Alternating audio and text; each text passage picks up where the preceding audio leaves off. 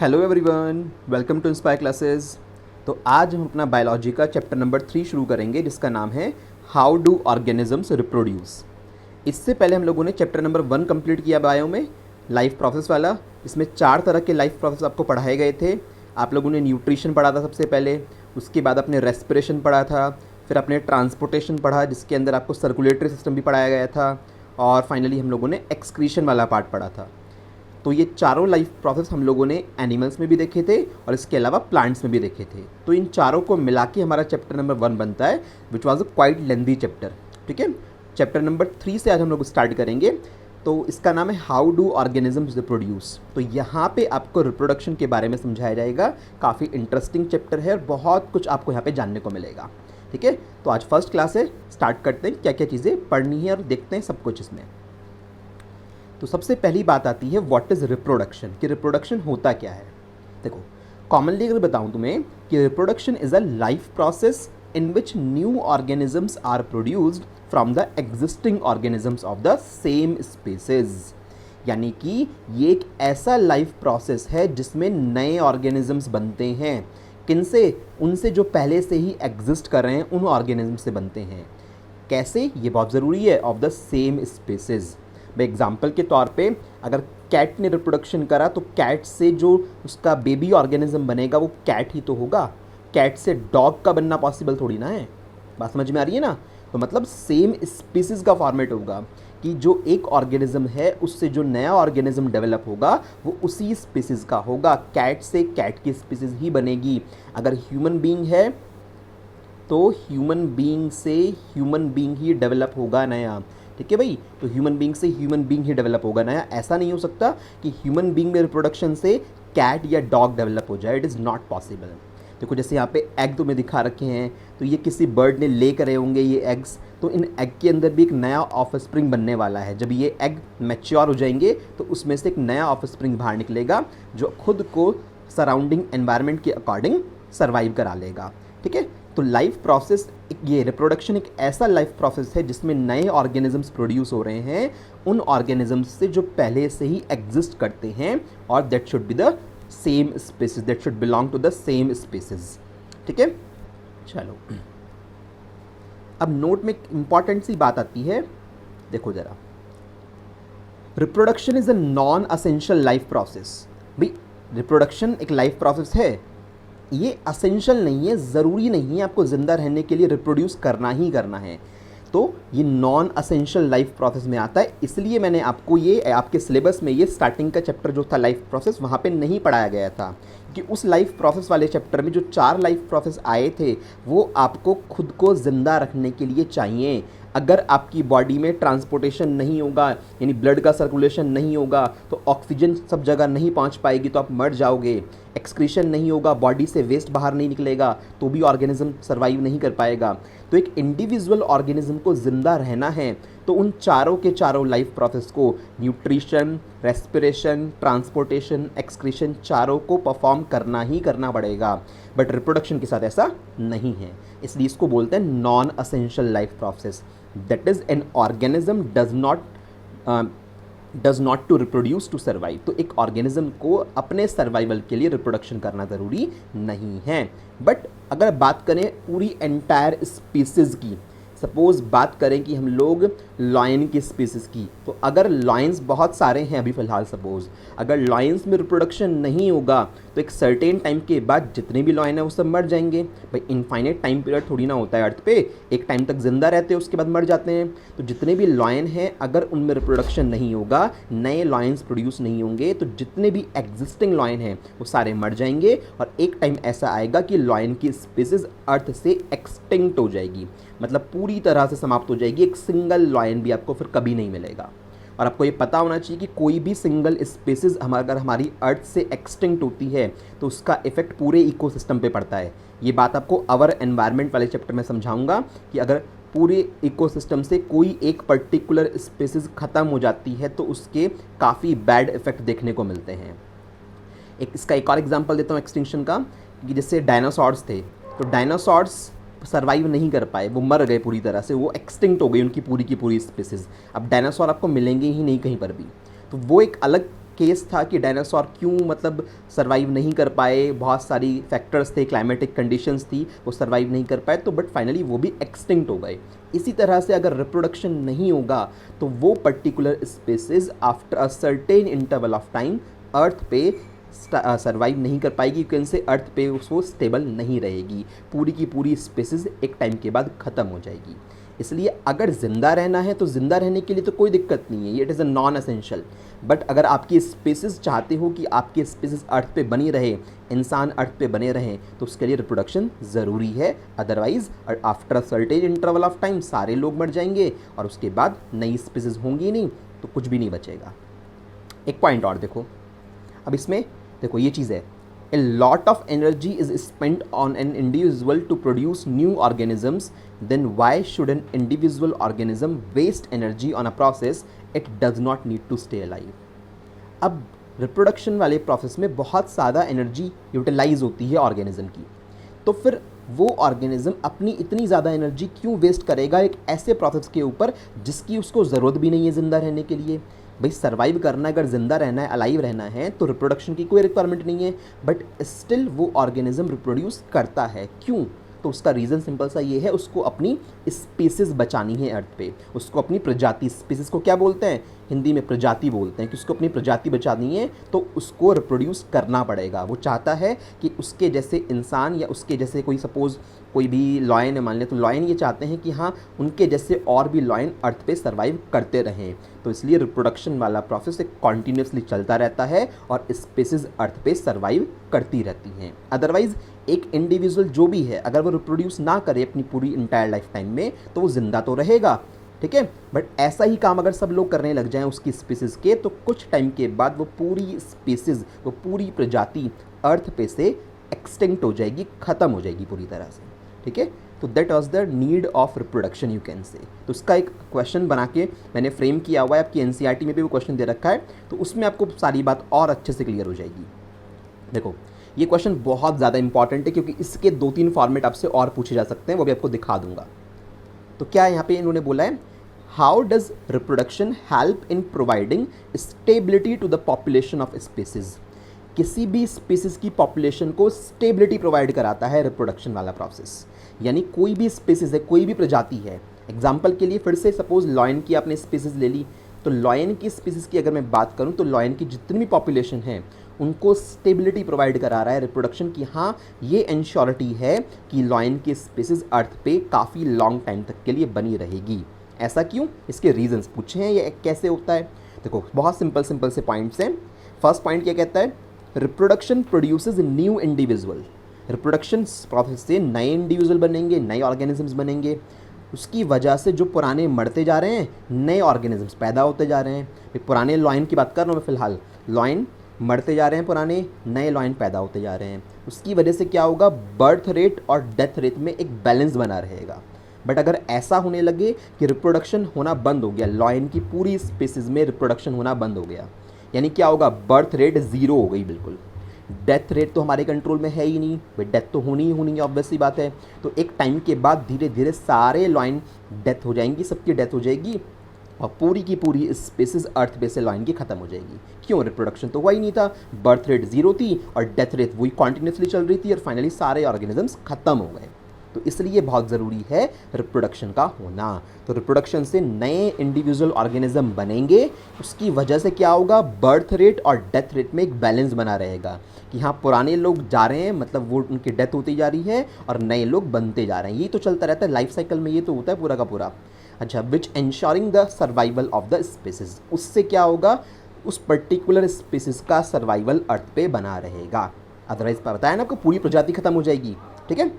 अच्छा, एक और पॉइंट क्या है, reproduction ensures the continuity of life on the अर्थ। अगर किसी भी तरह की, मान लो आपने जितनी भी स्पीसीज़ हैं अर्थ पे, वो सारी की सारी स्पीसीज़ में रिप्रोडक्शन होना बंद हो गया, तो क्या होगा, एक सर्टेन टाइम के बाद सारी स्पीसीज़ ख़त्म हो जाएंगी, हर तरह की प्रजाति अर्थ पे से ख़त्म हो जाएगी और अर्थ पे लाइफ ही पूरी ख़त्म हो जाएगी। तो इसलिए अर्थ पे लाइफ को कॉन्टीन्यूस बनाए रखने के लिए रिप्रोडक्शन का होना बहुत ज़रूरी है, ठीक है जी। चलो भाई खुद सोचो ना कि अगर नए ऑर्गेनिज्म नहीं आएंगे तो पुराने कब तक सर्वाइव करेंगे, एक पर्टिकुलर टाइम के बाद तो उन्हें मरना ही है ना। तो उसके लिए ज़रूरी है कि नए ऑर्गेनिजम्स बनाए जाएं, नए ऑर्गेनिजम्स प्रोड्यूस किए जाएं, सो दैट वो पुरानों की जगह ले सकें और अर्थ पे हर तरह की लाइफ चलती रहे, वो कॉन्टीन्यूस रहे। अच्छा देखो, in the absence of reproduction the species will not be able to exist for a long time. अगर रिप्रोडक्शन नहीं होगा तो वो स्पीसीज एक लॉन्ग टाइम तक अर्थ पे सर्वाइव नहीं कर पाएगी एंड फाइनली क्या हो जाएगी, एक्सटिंक्शन देखने को मिलेगा। ऐसे बहुत सारी स्पीसीज हैं अर्थ में जो धीरे धीरे एक्सटिंक्ट होने लगी हैं और जिनका डेटा एक रेड डेटा बुक में मेंटेन किया जाता है, रेड डेटा बुक। और आप मेरे को बता सकते हो कि ये रेड डेटा बुक कौन सा ऑर्गेनाइजेशन मेंटेन करता है, मेरे को व्हाट्सएप करके बता देना कि रेड डेटा बुक में जितनी भी एक्सटिंक्शन वाली स्पीसीज है ना, which are going to be extinct, जो एक्सटिंक्ट होने वाली हैं या हो चुकी हैं, उसका डेटा सारा मेंटेन किया जाता है रेड डेटा बुक में। कौन सा ऑर्गेनाइजेशन इस बुक को मेंटेन करता है ये आपको मुझे बताना है, ठीक है। खैर, तो ये बात आपको समझ में आई कि रिप्रोडक्शन की मतलब ओवरऑल ये है कि रिप्रोडक्शन की इंपॉर्टेंस पूछी जाए तो भी यही आंसर होगा। ये पूछने कि रिप्रोडक्शन कैसे हेल्प कर रहा है किसी स्पीसीज की स्टेबिलिटी में। ध्यान रखना, अगर आपको सर्वाइवल चाहिए, अगर आप चाहते हो कि आप जिंदा रहो, सिर्फ आप इंडिविजुअल ऑर्गेनिज्म जिंदा रहे, तो एक इंडिविजुअल ऑर्गेनिज्म को जिंदा रहने के लिए रिप्रोडक्शन की ज़रूरत नहीं है, वो नॉन एसेंशियल में चला जाएगा। बट अगर उसकी पूरी प्रजाति को अर्थ पे एग्जिस्टेंस बनाए रखना है, वो चाहते हैं कि उसके जैसे लोग अर्थ पे रहें, तो उस केस में रिप्रोडक्शन ज़रूरी है। अदरवाइज मान लो 1000 ह्यूमन बींग्स, एग्जाम्पल के तौर पे अर्थ पे सिर्फ 1000 ह्यूमंस हैं, अगर इन 1000 ह्यूमंस में रिप्रोडक्शन नहीं होगा, यानी नए ह्यूमंस, न्यू ह्यूमंस नहीं बने, है ना, न्यू ह्यूमंस क्या हो गए, ज़ीरो हो गए, ये नहीं बने, तो 1000 जो ये ह्यूमन बींग्स प्रेजेंट थे, आफ्टर सर्टेन एज 70, 80, 100 ईयर्स के बाद ये क्या हो जाएंगे, मर जाएंगे सारे के सारे, और अर्थ पे से ह्यूमंस का सर्वाइवल फिनिश, यानी अर्थ पे से ह्यूमन की जो स्पीसीज है वो एक्सटिंक्ट हो जाएगी और हमारा नाम भी कहाँ आ जाएगा, रेड डेटा बुक के अंदर आ जाएगा। समझ रहे हो ना बात। तो इस तरह से इसलिए ज़रूरी है, इसलिए इसी वजह से 10th क्लास में रिप्रोडक्शन का चैप्टर पढ़ाया जाता है, सो दैट बच्चे को इसके बारे में नॉलेज हो। ये बहुत ज़रूरी है। आज के टाइम में आपको सेक्स एजुकेशन की नॉलेज होनी चाहिए, अदरवाइज़ बहुत सारी प्रॉब्लम्स हैं जो दुनिया में लोग सफ़र कर रहे हैं और आगे भी सफ़र करते रहेंगे जब तक एजुकेशन नहीं होगी। एक एजुकेटेड सोसाइटी ही अपनी कंट्री को आगे लेके जा सकती है, इसलिए बहुत ज़रूरी है we should know about the consequences of all the things, ठीक है। तो मैंने आपको एक क्वेश्चन बताया, इसके तीनों पॉइंट्स बच्चों, एक एक स्लाइड का कंटेंट सारा मैंने बनाया हुआ है, बहुत सारे रिसोर्सेज से ये data, best of the data आपके लिए लिखा हुआ है और आपको समझाया जा रहा है ये सब चीज़ें, इसलिए ध्यान से इन चीज़ों को पढ़िए और कहीं पर भी डाउट हो तो आप मुझसे पूछ सकते हो। तो आपको ये बात क्लियर हो गई कि रिप्रोडक्शन किस तरह से स्टेबिलिटी प्रोवाइड कराता है किसी भी पर्टिकुलर स्पीसीज की पॉपुलेशन को, ठीक है। यही क्वेश्चन एनसीईआरटी में तो दे रखा है, ठीक है, हम लोगों ने लिख लिया। एनसीईआरटी एग्जाम्पलर में इसी क्वेश्चन के 2 फॉर्मेट और हैं, वो और देखो। The same question can be asked in 2 ways also. देखो, reproduction is link to the stability of population of species. Reproduction का लिंक सीधा सीधा किससे है, किसी भी पर्टिकुलर स्पीसीज की जो पॉपुलेशन है उसकी स्टेबिलिटी से है। कोई भी प्रजाति अर्थ पे बनी रहेगी अगर रिप्रोडक्शन उसमें होता रहेगा तो। अगर उस स्पीसीज़ के जानवरों ने, उस स्पीसीज़ के एनिमल्स ने, प्लांट्स ने, किसी की बात कर लो, अगर उन्होंने, प्लांट्स में भी तो रिप्रोडक्शन होता है, तो उन स्पीसीज़ के प्लांट्स में या एनिमल्स ने रिप्रोड्यूस करना बंद कर दिया तो after a certain interval of time वो एक्सटिंक्ट हो जाएंगे अर्थ के ऊपर से, ठीक है। अच्छा, और कैसे पूछा जा सकता है, सेम टू सेम वही आंसर आएगा पूरा का पूरा जो पैसे आपको पीछे लिखवाया हुआ है। अदरवाइज क्या पूछ सकते हैं, reproduction is essentially a phenomena that is not for survival of an individual. Reproduction एक ऐसे फिनोमिना है जो सर्वाइवल के लिए तो ज़रूरी नहीं है। भाई एक इंसान को ज़िंदा रहना है तो उसको रिप्रोड्यूस करना ज़रूरी नहीं है।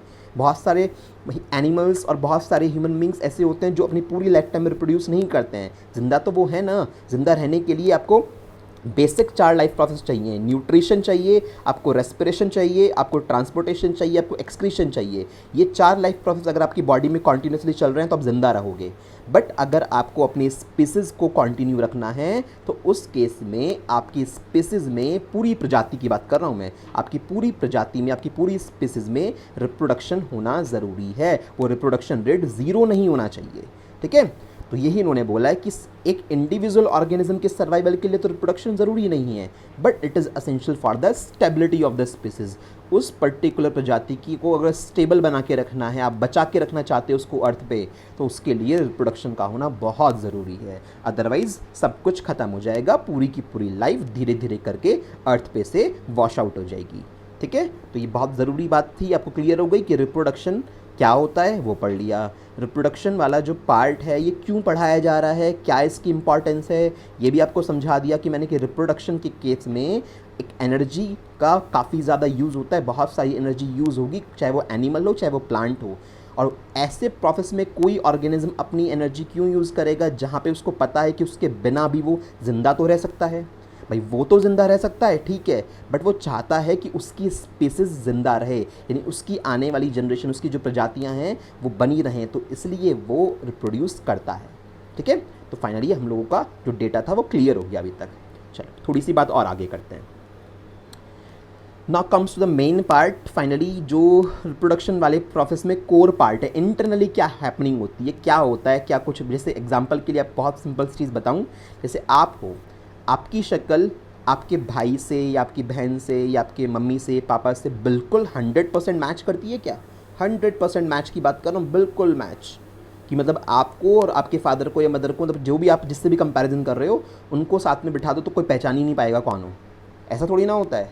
हाँ, कुछ कुछ सिमिलैरिटी होती है, हल्की हल्की शक्ल मैच करती है ना, किसी की नोज़ किसी इस तरह से मैच करती है, बट 100% मैच नहीं होता है।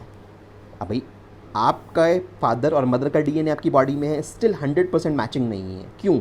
उसका रीज़न है, आपको थोड़ी देर के बाद समझ में आ जाएगा। फिलहाल देखो क्या है कोर पार्ट।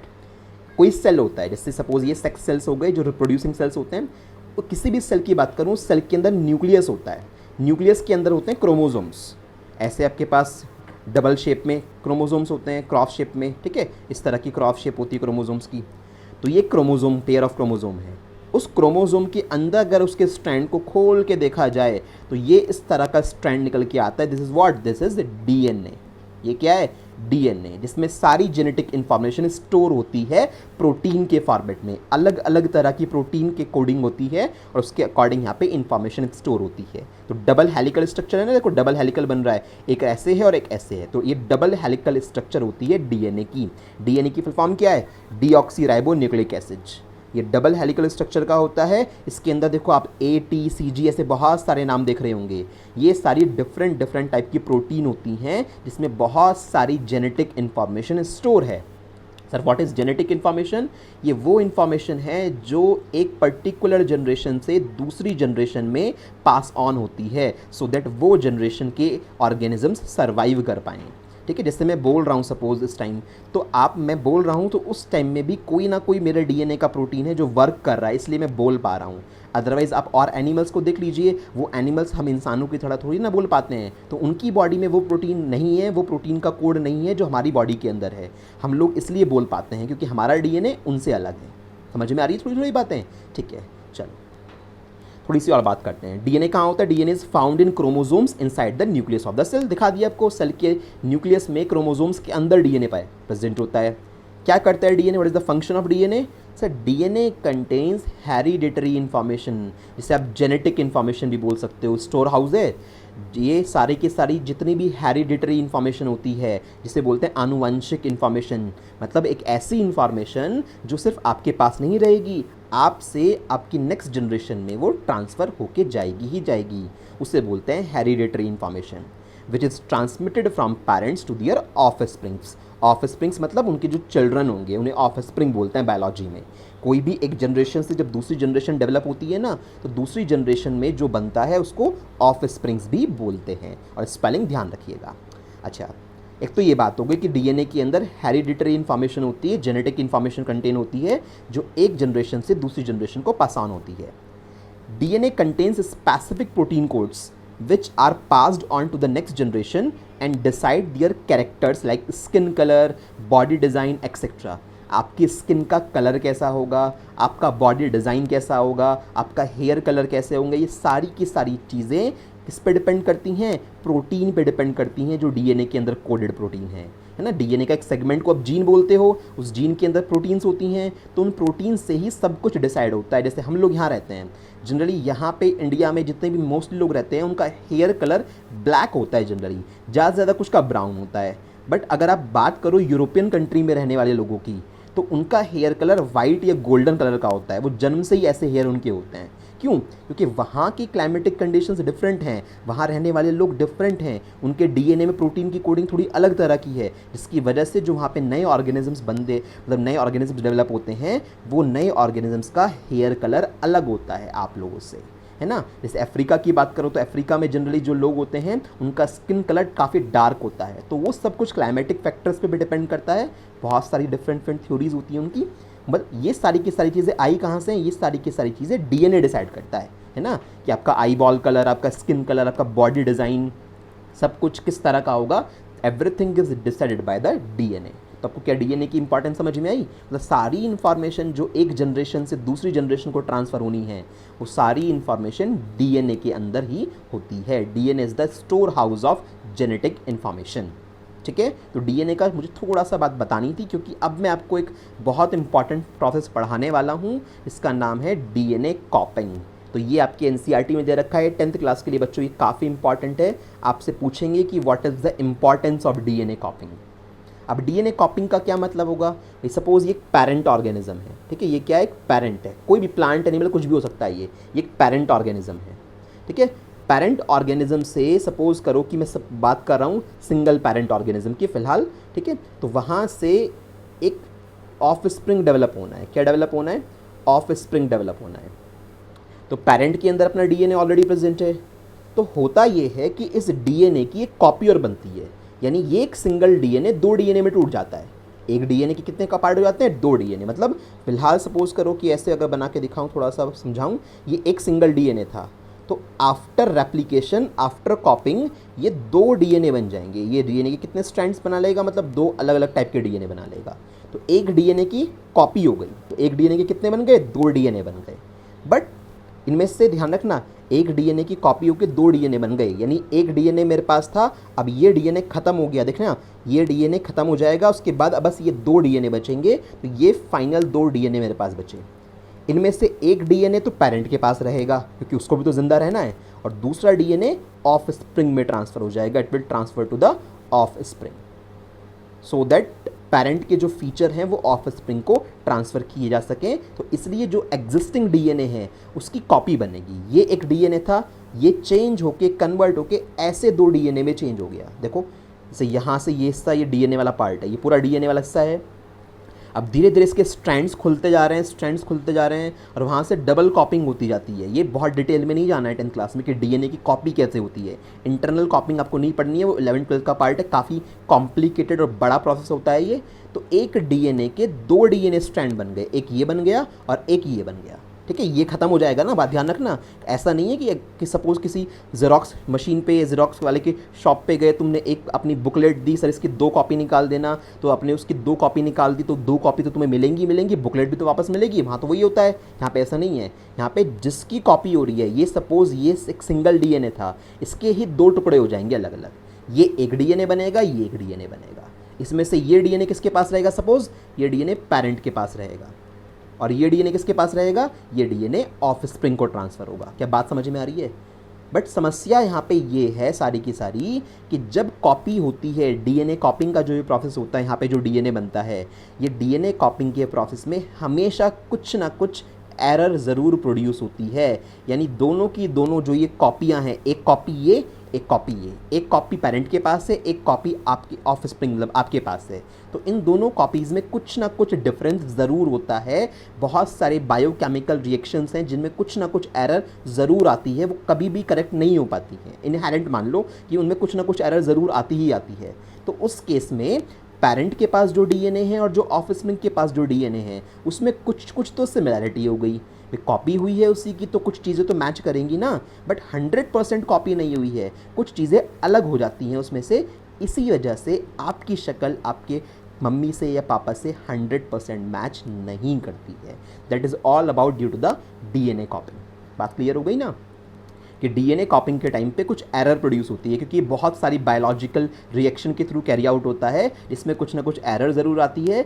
इस वजह से ये पेरेंट और ऑफ स्प्रिंग वाली कॉपी कभी भी आइडेंटिकल नहीं होती, and that's why this offspring will show some variations. ये ऑफ स्प्रिंग कुछ वेरिएशंस शो करेगा यहाँ पे। और ये वेरिएशंस के बारे में पढ़ाऊँगा भी आगे बाद में।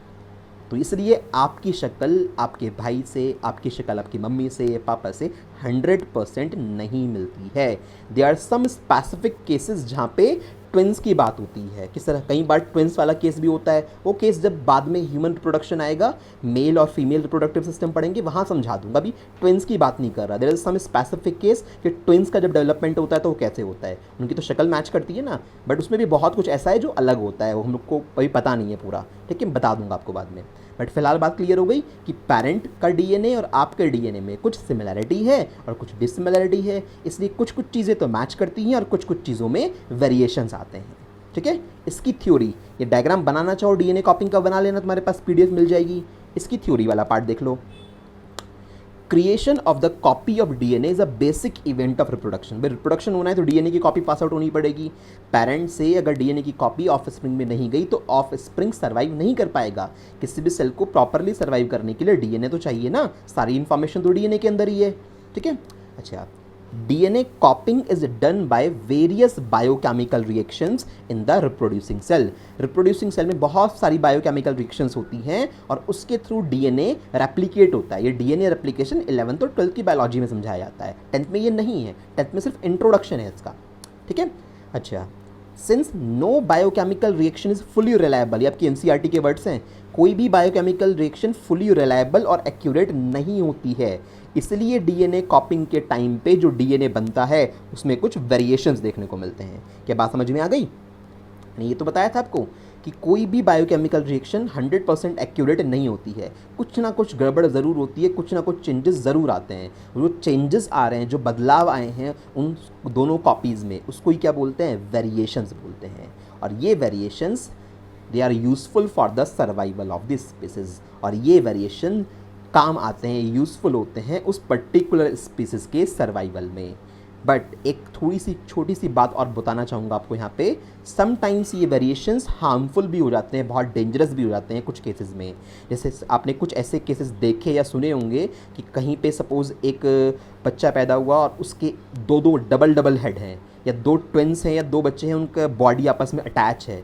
तो इस तरह के वेरिएशंस समटाइम्स बहुत कॉम्प्लिकेटेड सिचुएशन में हो जाते हैं और ऐसी सिचुएशन में वो ऑर्गेनिज्म लॉन्ग टाइम तक सर्वाइव नहीं कर पाता, उनकी लाइफ काफ़ी कम होती है। वो कई बार तो बर्थ के जस्ट कुछ दिनों के बाद ही मर जाते हैं, अदरवाइज़ कुछ सालों के बाद ही उनकी डेथ हो जाती है, क्योंकि उस तरह का वेरिएशन हमारे सराउंडिंग नेचर में सर्वाइव नहीं कर पाता है, ठीक है। तो जनरली बहुत सारे जो बदलाव आते हैं, चेंजेस आते हैं, वो हमें हेल्प करते हैं पूरे एक्सटर्नल एनवायरनमेंट में सर्वाइव करने के लिए। बट कुछ ऐसे वेरिएशंस भी कभी कभार हो जाते हैं जिसकी वजह से उस पर्टिकुलर न्यू इंडिविजुअल ऑर्गेनिज्म का सर्वाइव कर पाना पॉसिबल नहीं हो पाता है, ठीक है। तो वो चीज़ आपको समझा दी गई। अच्छा, इसके बाद देखो हमारे पास चलो डीएनए की कॉपी हो गई, जो कॉपी बनेगी वो पेरेंट कॉपी से थोड़ी डिफरेंट ज़रूर होगी। वो डिफरेंस क्यों आया? क्योंकि जो भी बायोकेमिकल रिएक्शन होती है that is not fully reliable, that is not 100% accurate, ठीक है। This new copy of DNA passed on to the next generation for proper functioning and expression of character। अब ये नई कॉपी नेक्स्ट जनरेशन के organism को pass out हो जाएगी so that उसकी बॉडी प्रॉपरली फंक्शन कर सके और उसके बॉडी में जो कैरेक्टर्स हैं उसको एक्सप्रेशन हो सके, वो बोल सके, अगर बोलने वाले जीन्स उसके अंदर हैं, है ना, सुन सके। तो ये सारे के सारे, कोई सुन पा रहा है, बोल पा रहा है, देख पा रहा है, आपकी बॉडी डिज़ाइन सब कुछ डिसाइड आपके डीएनए से होता है। समटाइम्स देखा होगा ना कि पेरेंट्स तो ठीक है, पेरेंट्स में कोई प्रॉब्लम नहीं है, बट जो उनके ऑफ स्प्रिंग डेवलप हुए हैं उस ऑफ स्प्रिंग में कुछ ऑफ स्प्रिंग, 1 या 2 ऑफ स्प्रिंग ऐसा है जो डीफ एंड डम है ना। समटाइम्स दोनों चीज़ें होती हैं कि बोल भी नहीं पाता है और सुन भी नहीं पाता है। तो ये गड़बड़, ये सारी चीज़ जो आती हैं ये डीएनए कॉपिंग के टाइम पे जो रेप्लिका बनता है उसमें होने वाली एरर की वजह से होती है। मैंने कहा ना कई बार ये वेरिएशंस जो होते हैं ये खतरनाक भी हो जाते हैं, but most of the cases में ये वेरिएशंस बेटर होते हैं। कम केसेस ऐसे होते हैं जहाँ पे वेरिएशंस जो आए हैं नई कॉपी में वो डेंजरस होते हैं, ठीक है। चलो now finally what is variation? Variation क्या है? वेरिएशंस का एक बहुत सिंपल मीनिंग आपको बता रहा हूँ, ध्यान से देख लीजिएगा, बहुत सिंपल डेफिनेशन लिखी हुई है। Variations are small genetic differences which are found among the organisms belonging to the same species. Same species से बिलोंग करने वाले आप 2-3 ऑर्गेनिजम्स को देख लो, उनके अंदर छोटे छोटे जेनेटिक डिफरेंस मिलेंगे आपको, उन्हीं को बोलते हैं वेरिएशंस। जैसे एग्जाम्पल के लिए इंसानों में बात कर रहे हैं हम लोग, 2 human beings can have different body design, hair colour etcetera. भाई 2 भाई बहन हैं, उनकी शक्ल 100% मैच करती है क्या, कि वो एक दूसरे की फोटोकॉपी अगर नहीं है। ट्विंस की बात नहीं कर रहा, ट्विंस को एक्सेप्शन में छोड़ दीजिए फिलहाल। ट्विंस को छोड़ के अगर 2 ब्रदर एंड सिस्टर हैं, कुछ सिबलिंग्स हैं, अगर सिबलिंग्स की आपस में बात कर लें तो वो सिबलिंग्स 100% एक दूसरे की फ़ोटोकॉपी नहीं होते हैं, जबकि वो एक ही पेरेंट से बने हैं। तो 100% फोटोकॉपी क्यों नहीं हुई? क्यों? क्योंकि वेरिएशंस आए हैं, उनकी बॉडी में वेरिएशंस देखने को मिलते हैं, है ना। हो सकता है एक की हाइट सही हो, एक की हाइट कम हो, उसकी बॉडी में वो हार्मोन सही से नहीं बन पा रहा है ना। हो सकता है एक का हेयर कलर थोड़ा डिफरेंट हो, एक का हेयर कलर थोड़ा डिफरेंट हो सकता है एक का स्किन कलर बहुत ज़्यादा वाइट हो और एक का स्किन कलर काफ़ी डार्क हो। सब पॉसिबिलिटी, ये बता रहा हूँ, सिबलिंग्स की बात कर रहा हूँ। कभी भी वेरिएशंस को हम लोग काउंट नहीं कर सकते या वेरिएशंस को देख नहीं सकते डिफरेंट स्पीसीज में। भाई आप खुद को अगर मंकी से कंपेयर करने लगो तो आप क्यों कहो कि एक इंसान है, एक ह्यूमन बीइंग है और एक मंकी है, सर बहुत वेरिएशन है। वेरिएशन टर्म ही यूज़ होगी किसमें? सेम स्पीसीज में। डिफरेंट स्पीसीज की तो बात ही नहीं कर रहे, डिफरेंट स्पीसीज का तो डीएनए बिल्कुल अलग होता है। तो आप खुद को किसी और स्पीसीज के ऑर्गेनिज्म के साथ कंपेयर करके उसमें वेरिएशन नाम की टर्म नहीं लगा सकते। वेरिएशन ओनली एग्जिस्ट या only applicable with the organisms of same species. जैसे 2 मंकीज़ हैं, 2 मंकीज़ में आप आपस में वेरिएशंस चेक कर सकते हो। हाँ, वेरिएशन 2 मंकी में देख सकते हैं, दोनों एक ही स्पीसीज़ के हैं, कोई दिक्कत नहीं है। ऐसी इंसानों में वेरिएशन मैंने आपको बता दिए बहुत सारे हो सकते हैं। तो ये सारे वेरिएशन किस वजह से आए हैं? वेरिएशन आए हैं the error which has been occurred during the DNA copying process. DNA copying के टाइम पे जो एरर आती है उसकी वजह से बॉडी में वेरिएशंस आते हैं। ठीक है, ये जो बदलाव आ रहे हैं छोटे छोटे से। क्लियर हो गई बात? ठीक है। अब इंपॉर्टेंस क्या है वेरिएशन की? Now this is again important question बन जाता है कि what is the importance of variations. सुनिएगा ध्यान से। अगर बदलाव नहीं आएंगे तो उसकी वजह से नए ऑर्गेनिज्म का सर्वाइवल कई बार पॉसिबल नहीं हो पाता है। मतलब देखो ध्यान से, पहले पढ़ लेते हैं। Variations help a species to adapt to the changing environment.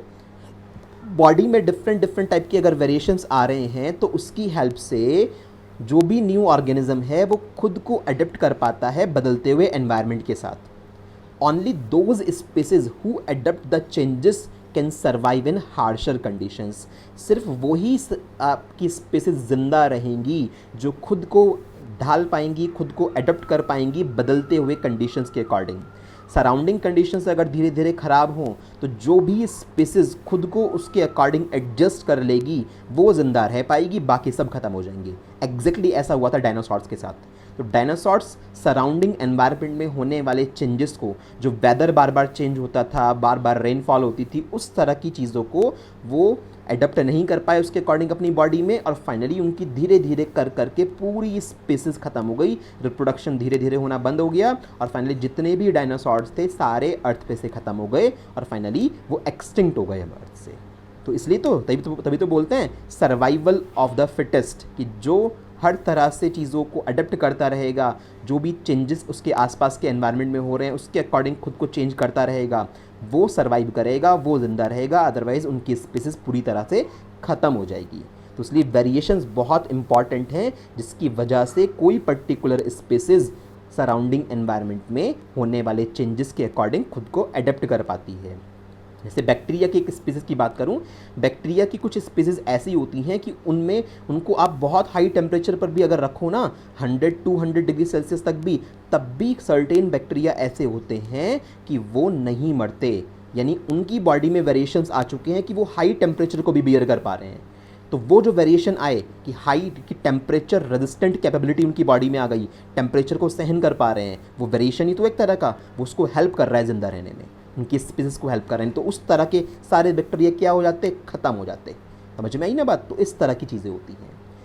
Variations provide raw material for the evolution. Variations की वजह से क्या होता है, इवोल्यूशन आता है। नाउ इवोल्यूशन की बात वैसे तो आपके इस बार के सिलेबस में तो नहीं है, फिर भी इवोल्यूशन की बात अगर मैं आपसे करूं तो इवोल्यूशन में थोड़ा सा ये होता है कि जैसे हम लोगों को बोलते हैं इंसानों को, इंसान चिंपैंजी से डेवलप हुए हैं।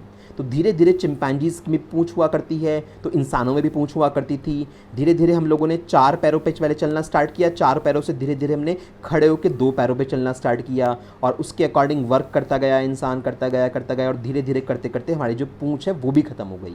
तो यानी हर जनरेशन टू जनरेशन, एक जनरेशन से दूसरे में, दूसरे से तीसरे में थोड़े थोड़े वेरिएशंस आते गए, और जब ये वेरिएशन एक्यूमुलेट होकर बहुत ज़्यादा हो गए तो हमने बोला कि एक नई स्पीसीज डेवलप हो गई है ना। मतलब चिंपैंजीज से एक नई ब्रांच निकल गई, एक नई स्पीसीज निकल गई, जिसको क्या बोला, ह्यूमन बींग्स बोला। तो इवोल्यूशन होने में टाइम लगता है, और इवोल्यूशन एक कॉन्टीन्यूस प्रोसेस होता है। बॉडी में 24 आवर्स हो रहा है, इसको देख नहीं सकते इवोल्यूशन को कि जो एविडेंसेस हमारी सोसाइटी में मिले हैं उसके हिसाब से प्रूव होता है कि हाँ इवोल्यूशन हुआ है। बॉडी में बहुत ज़्यादा चेंजेस आए हैं, मानते हो ना। बहुत पुराने टाइम में जो आर्कियोलॉजिकल डिपार्टमेंट जो कहाँ पे खुदाई वगैरह करते हैं तो उनको बहुत पुराने पुराने कंकाल वगैरह मिलते हैं, तो उससे समझ में आता है कि पहले इंसानों की हाइट इतनी ज़्यादा हुआ करती थी, और धीरे धीरे बॉडी के अंदर इवोल्यूशन आया, चेंज होते होते अब फाइनली हमारी हाइट काफ़ी कम रह गई है ना। तो इस तरह की चीज़ें होती हैं। तो इवोल्यूशन आता किस वजह से है, वेरिएशंस की वजह से। छोटे छोटे से जो बदलाव आ रहे हैं वो फाइनली एक बहुत बड़ी चीज़ को जन्म देते हैं, जिसको बोलते हैं इवोल्यूशन की बिल्कुल नई एक स्पीसीज तैयार हो गई है। खैर, एक और चीज़, अब ये इस पर एक क्वेश्चन बनता है। For an individual the variations does not matter in most of the condition. अगर एक सिंगल इंडिविजुअल की बात करूं तो उसके लिए वेरिएशंस का होना या ना होना बहुत ज़्यादा मैटर नहीं करता है। वेरिएशंस होंगे तब भी कोई दिक्कत नहीं है, नहीं होंगे तब भी कोई दिक्कत नहीं है। बट जब बात करें पूरी स्पीसीज़ की, तो भैया अगर उस स्पीसीज़ को सर्वाइव करना है तो वेरिएशंस का होना बहुत ज़रूरी है। इसको बहुत एक कॉमन से एग्जांपल समझाता हूँ। भाई सपोज़ करो कि आप हो, आप खुद को एग्जांपल लो, आप हो, अगर बहुत ज़्यादा ठंड पड़ रही है तो ठंड अगर ज़्यादा होगी तो आप एक जैकेट पहन लोगे आराम से, आप थोड़े से गर्म कपड़े पहन लोगे। ठंड और ज़्यादा बढ़ गई तो आप 2 जैकेट पहन लोगे, आप किसी पर्टिकुलर हीटर के आगे बैठ जाओगे। तो आपके पास बहुत सारे ऑप्शंस हैं। आप वो जो वेरिएशन एनवायरनमेंट में हो रहे हैं, जो चेंजेस एनवायरनमेंट में हो रहे हैं, जो वेदर के चेंज हो रहे हैं, वो आपके लिए कोई मैटर ही नहीं कर रहे।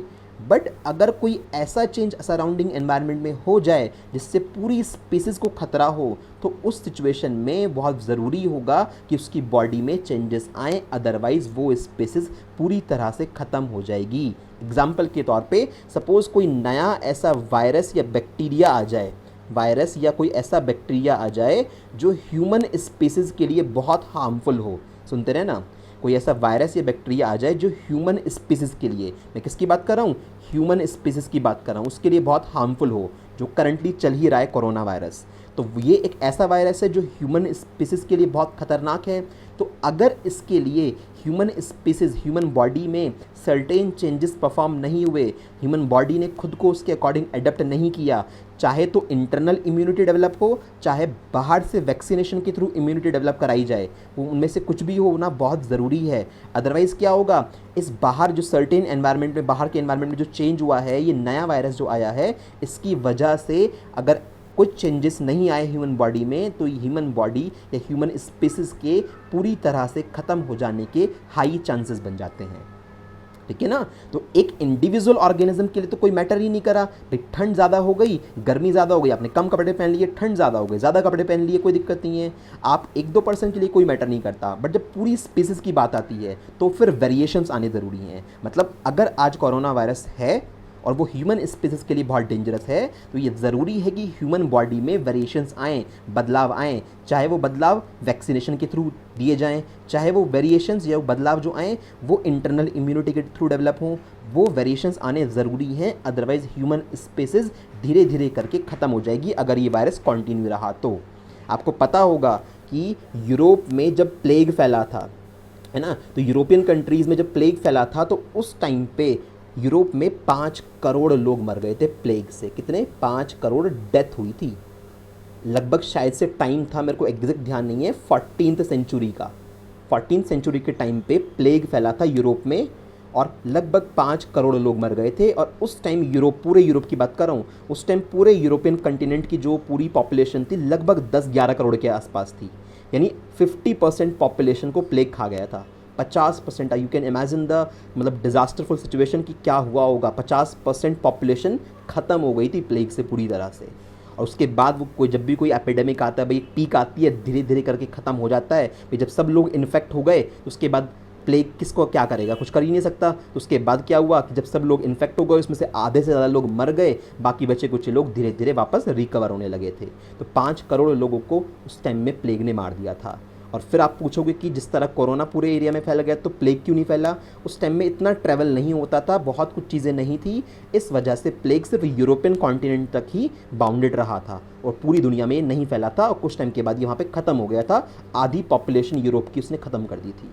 तो उस टाइम में ये ज़रूरी था कि भाई जो भी यूरोपियन कंटिनेंट में लोग रहते हैं उन लोगों की बॉडी में सर्टेन वेरिएशंस आए, जिसकी वजह से वो इस एक्सटर्नल बीमारी से लड़ पाएँ। ये जो बदलाव हो रहा है बाहर के एनवायरनमेंट में, बट वो टाइमली हो नहीं पाया, जिसकी वजह से क्या हुआ, इतनी बड़ी पॉपुलेशन ख़त्म हो गई। बट अगर धीरे धीरे सारी पॉपुलेशन ख़त्म हो जाती पूरे यूरोप में, पूरा यूरोप वाला एरिया एक्सटिंक्ट हो जाता। समझ रहे हो ना? तो इसलिए वेरिएशंस की बड़ी इंपॉर्टेंस होती है। अगर आपकी बॉडी में बदलाव नहीं आ रहे हैं, तो मतलब जो नया ऑर्गेनिज्म बनेगा उसकी बॉडी में चेंजेस नहीं आ रहे हैं, तो उस नए ऑर्गेनिज्म के लिए एक्सटर्नल एनवायरनमेंट में होने वाले चेंजेस के अकॉर्डिंग खुद को सर्वाइव कर पाना मुश्किल होगा। तो सिंपल सी लाइन यही होती है फाइनली कि only those organism या only those species would survive who can adapt themselves according to the changes in the environment. तो जो खुद को ढाल पाएंगे, जो सराउंडिंग में चेंज हो रहे हैं, सिर्फ वो ज़िंदा रहेंगे, बाकी सबके ख़त्म हो जाने के हायर चांसेस होते हैं। ठीक है, तो ये वेरिएशन का इंपॉर्टेंस बड़ा इंपॉर्टेंट है, आपको मैंने क्लियर करा दिया है। चलो अब एक क्वेश्चन ये है आपके एनसीईआरटी के ही है, what is the importance of DNA कॉपिंग in production? DNA कॉपिंग का क्या फ़ायदा है? तो डीएनए कॉपिंग से सब कुछ हो रहा है। डीएनए कॉपिंग की वजह से ही बॉडी में वेरिएशंस आते हैं। डीएनए कॉपिंग की वजह से ही भाई एरर होती है ना कुछ एरर होगी डीएनए कॉपिंग के टाइम पे, तो नए ऑर्गेनिज्म की बॉडी में वेरिएशंस आएंगे और ये वेरिएशन ही फाइनली इवोल्यूशन को लीड करेंगे। इन्हीं की वजह से नई स्पीसीज इवॉल्व होती है। तो एक तो ये इंपॉर्टेंस हो गई। दूसरी इंपॉर्टेंस क्या हो गई? डीएनए कॉपी होगा तभी दूसरी पर्टिकुलर जनरेशन की बॉडी में ट्रांसफ़र होगा और वो जनरेशन अपने सारे टास्क परफॉर्म कर पाएगी। ठीक है, तो ये बेसिक इंपॉर्टेंस होती है। देख लीजिए एक बार आंसर। देखो, DNA copying ensures that each daughter cell receives equal amount of DNA। Daughter cell मतलब DNA की कॉपी से जो ऑफस्प्रिंग बनेगा ना बाद में, जो नए सेल में ट्रांसफर होगा, उसको डॉटर सेल बोलते हैं जनरली बायोलॉजी में। तो DNA कॉपिंग से क्या इंश्योरिटी होती है कि मान लो 3 डॉटर सेल बनने हैं, तो तीनों डॉटर सेल में इक्वल अमाउंट का DNA ट्रांसफर होगा। अदरवाइज क्या होगा? Daughter cell will not receive all the necessary gene, कुछ चीज़ें उनमें कम रह जाएंगी। तो हो सकता है 2 ऑर्गेनिज्म है, उनमें से एक तो बिल्कुल ठीक है और दूसरे वाला जो ऑर्गेनिज्म है वो ऑर्गेनिज्म डीफ एंड डम्ब है, वो सुन भी नहीं पाता है, बोल भी नहीं पाता है। ऐसा क्यों हुआ होगा कि डीएनए इक्वल अमाउंट में ट्रांसफ़र नहीं हुआ होगा या बहुत ज़्यादा एरर आ गई होगी। तो इसलिए डीएनए की कॉपी बहुत ज़रूरी है कि डीएनए कॉपी हो, जिससे कि वो नए ऑर्गेनिज्म की बॉडी में पहुंच पाए और उस नए ऑर्गेनिज्म की बॉडी में पहुंचने के बाद वहाँ पे वो ऑर्गेनिज्म खुद को ग्रो करे और खुद को सर्वाइव कर पाए। भाई डीएनए नहीं होगा तो कोई चीज़ नहीं, सब सारा कंट्रोल सेंटर न्यूक्लियस में होता है और वहाँ पे भी कौन कंट्रोल करता है? बॉस कौन होता है? डीएनए होता है। तो डीएनए नहीं है तो कोई भी सेल्स खुद को आगे मल्टीप्लाई डिवाइड कुछ नहीं कर पाएगा, बॉडी में ग्रोथ ही नहीं होगी। ठीक है, तो इसलिए डीएनए की कॉपी ऑफस्प्रिंग में जाना ज़रूरी है। DNA कॉपिंग produce variations. DNA copying के टाइम पे क्या होता है? वेरिएशंस प्रोड्यूस होते हैं which are useful for the stability of species on the earth. और ये आपको बहुत अच्छे से समझा चुका हूँ। और ये वेरिएशंस किसी भी पर्टिकुलर स्पीसीज की, किसी भी पर्टिकुलर प्रजाति की पॉपुलेशन को अर्थ पे स्टेबल बनाए रखने के लिए बहुत ज़रूरी है। अगर वेरिएशंस नहीं आएंगे तो वो पर्टिकुलर स्पीसीज पूरी तरह से ख़त्म हो जाएगी। ह्यूमन बींग्स की बात करके समझाया था नॉर्मली कि individually it doesn't matter at all, है ना। इंडिविजुअली तो वेरिएशन का कोई खास मैटर ही नहीं करता, बट अगर बात करें पूरी स्पीसीज़ की, कोई एक्सटर्नल एनवायरनमेंट में ऐसा चेंज हुआ है जो उस स्पीसीज़ के लिए ख़तरनाक है, तो उस स्पीसीज़ की बॉडी को खुद को चेंज करना पड़ेगा, नहीं तो पूरी स्पीसीज़ ख़त्म हो जाएगी। इसी के ऊपर एक क्वेश्चन है। तो चलो फर्स्ट वाले पार्ट का पूरा प्रॉपर आंसर हो गया भाई। सारे इंपॉर्टेंट है, जो कुछ आएगा एनसीईआरटी के क्वेश्चन से बनेगा। जो स्लाइड में कंटेंट है बिल्कुल बढ़िया है, एक एक लाइन बहुत सही से पढ़ के उसको समझ लेना, हर वर्ड को बहुत सही से लिखा हुआ है। देखो सेकंड क्वेश्चन ये आपको खुद से करना है, इट्स योर होमवर्क, क्योंकि मैं आपको पढ़ा चुका हूँ ये पूरा। Why is variation beneficial to the species but not necessarily for an individual. वो कह रहे हैं वेरिएशन का बेनिफिट जो होता है वो एक प्रजाति को होता है, एक स्पीसीज को होता है, इंडिविजुअल पर्सन के लिए कोई ऐसे वेरिएशन का खास मैटर नहीं है। आपको समझाया ना भाई, एक इंडिविजुअल पर्सन के लिए वेरिएशन का होना ना होना it doesn't matter so much, क्योंकि ठंड ज़्यादा पड़ रही है तो ज़्यादा कपड़े पहन लोगे, कम पड़ रही है कम कपड़े पहन लोगे, है ना। जुकाम हो गया मेडिसिन ले लोगे। बट अगर कोई ऐसी चीज़ है जो पूरी एंटायर स्पीसीज़ के लिए थ्रेट है, तो उस केस में उस स्पीसीज़ के ऑर्गेनिजम्स की बॉडी में चेंजेस, वेरिएशंस आने बहुत इंपॉर्टेंट है, अदरवाइज दैट स्पीसीज़ में एक्सटिंक्ट। यूरोप में प्लेग का एग्जाम्पल तुम्हें दिया था, 50% पॉपुलेशन ख़त्म कर गया था प्लेग, बहुत बुरी डिजीज़ थी। अब आज के टाइम में आप मुझसे पूछो प्लेग के बारे में, तो भैया अभी मेडिकल साइंस में वो 14th सेंचुरी की बात है, अब 21st सेंचुरी चल रही है, तो मेडिकल साइंस में बहुत ज़्यादा डेवलपमेंट हो चुका है। अभी फ़िलहाल हमारे पास प्लेग का ट्रीटमेंट है। अब ऐसा नहीं होगा कि उस तरह की वो एपिडेमिक कभी प्लेग दोबारा आए, थोड़े बहुत छोटे मोटे केसेस आते रहते हैं पूरी दुनिया में भी, बट उस पर कंट्रोल पा लिया गया, वो एपिडेमिक दोबारा से कभी नहीं बनेगा, है ना। बट प्रॉब्लम ये तब होती है जब कोई नया वायरस या कोई नया बैक्टीरिया है जिसका हमारे पास ट्रीटमेंट नहीं है और वो एक्सट्रीमली हार्मफुल हो किसी पर्टिकुलर स्पीसीज़ के लिए। तो उस केस में जैसे सपोज़ करो कि हम एग्जांपल के तौर पे रैट्स की मैं बात करूं, कोई ऐसा नया वायरस आ जाए कि वो नया वायरस जो रैट की स्पीसीज़ है, रोडेंट्स की जो स्पीसीज़ है, उसके लिए बहुत हार्मफुल हो, तो रैट्स की बॉडी में कुछ वेरिएशंस का आना ज़रूरी है, अदरवाइज रैट्स की पूरी स्पीसीज़ अर्थ पे से क्या हो जाएगी, एक्सटिंक्ट हो जाएगी। तो क्या रैट की पूरी स्पीसीज़ के लिए वेरिएशन बहुत इंपॉर्टेंट हुए? हाँ। एक दो रैट की अगर बात करूं तो कि उसके लिए वेरिएशंस का होना ना होना कोई फ़र्क नहीं पड़ता। बट अगर आपको पूरी प्रजाति को बचा के रखना है, कुछ लोग की डेथ हो गई, चलो ठीक है, दैट्स ओके, बट अगर पूरी स्पीसीज़ ख़त्म हो जाएगी तो फिर से नए ऑर्गेनिज्म नहीं आ पाएंगे। ध्यान रखिएगा। एग्जाम्पल के लिए सपोज़ ह्यूमन बींग्स अर्थ पे से ख़त्म हो गए, ह्यूमन बींग्स अर्थ पे से एक्सटिंक्ट हो गए, पूरी तरह से ख़त्म हो गए, तो फिर दोबारा से ह्यूमन बींग्स नहीं आएंगे। क्यों? डॉग से ह्यूमन बींग तो नहीं बनेगा, कैट से ह्यूमन बींग, मंकी से ह्यूमन बींग तो नहीं बनेगा ना, क्योंकि उनकी बॉडी का डीएनए बिल्कुल अलग है, उससे कभी भी ह्यूमन बींग जैसे स्ट्रक्चर प्रोड्यूस नहीं हो सकती है। तो फिर हो सकता है कि हज़ारों लाखों करोड़ों साल लग जाएं, फिर किसी स्पीसीज़ में इवोल्यूशन हो, धीरे धीरे करके फाइनली इवोल्यूशन आए और तब जाके इंसानों का डेवलपमेंट स्टार्ट हो। फिर कब हम कह नहीं सकते कब जाके अर्थ पे वापस ह्यूमन बींग्स आएंगे या कभी नहीं आ पाएंगे। समझ में आ रही है बात? तो इस तरह की चीज़ें होती है। खैर चलो MCQ कर लेते हैं एक दो। Characters transmitted from parents to offspring are present in. जो कैरेक्टर्स पेरेंट्स से ऑफस्प्रिंग में ट्रांसफ़र होते हैं वो कहाँ प्रेजेंट होते हैं? They are present in cytoplasm नहीं, राइबोसोम्स नहीं, गोल्जी बॉडी नहीं, जीन्स। जीन्स में प्रेजेंट होते हैं ना भाई। Gene is a segment of DNA. DNA का छोटा सा टुकड़ा लाके मेरे को दे दो, मैं उसको जीन बोलूँगा, ठीक है। जैसे सिंपल एक बार समझा दूँ मैं तुम्हें फिर से। देखो इस तरह का फॉर्मेट है मेरे पास, यूँ है, डबल हेलिकल स्ट्रक्चर है, यहाँ पे प्रोटीन्स किस तरह की कोडिंग होती है, डिफरेंट डिफरेंट प्रोटीन होती है हमारे पास। तो इसका अगर छोटा सा टुकड़ा काट के लेके आऊँ, सपोज़ मैं इतना टुकड़ा काट के लेके आया, है ना, जो आपको अंदर ये ब्लू पार्ट दिख रहा है, ये blue part is called, this small part is called gene, ठीक है, सिंपल। चलो, characters that are transmitted from parents to offspring during reproduction show. वो कैरेक्टर्स जो पेरेंट्स से ऑफस्प्रिंग में ट्रांसफ़र होते हैं रिप्रोडक्शन के टाइम पे, वो क्या शो करते हैं? Only similarities with parents, only variations with parents, both similarities and variations with parents, neither similarity nor variation। तो आपको समझ में आ ही गया होगा, similarities भी आती हैं कुछ और variations भी आते हैं। सिमिलैरिटी क्यों आती है? क्योंकि पेरेंट का ही डीएनए तुम्हारी बॉडी में ट्रांसफ़र होना है, तो कुछ चीज़ें तो मैच करेंगी ना। फिर वेरिएशन क्यों आ रहे हैं? क्योंकि भैया जो डीएनए पेरेंट की बॉडी में था उसकी 100% सेम कॉपी आपकी बॉडी में नहीं बनी। ये वाला डीएनए थोड़ा सा डिफरेंट है इस वाले डीएनए से। ये डीएनए पेरेंट बॉडी में है और ये डीएनए ऑफस्प्रिंग की बॉडी में है। बात समझ में आ गई ना? तो जब इस डीएनए की कॉपी बनी होगी और आपकी बॉडी में ट्रांसफ़र हुई होगी, तो उस सिचुएशन में इसमें सर्टेन चेंजेस आए होंगे और उस सर्टेन चेंजेस की वजह से आपकी बॉडी में कुछ वेरिएशंस भी नज़र आएंगे। यानी आपकी शक्ल, सिंपल समझाने के लिए, आपकी शक्ल 100% आपके पेरेंट से मैच नहीं करेगी। ठीक है बच्चों, तो ये हमारा ऑप्शन हो गया।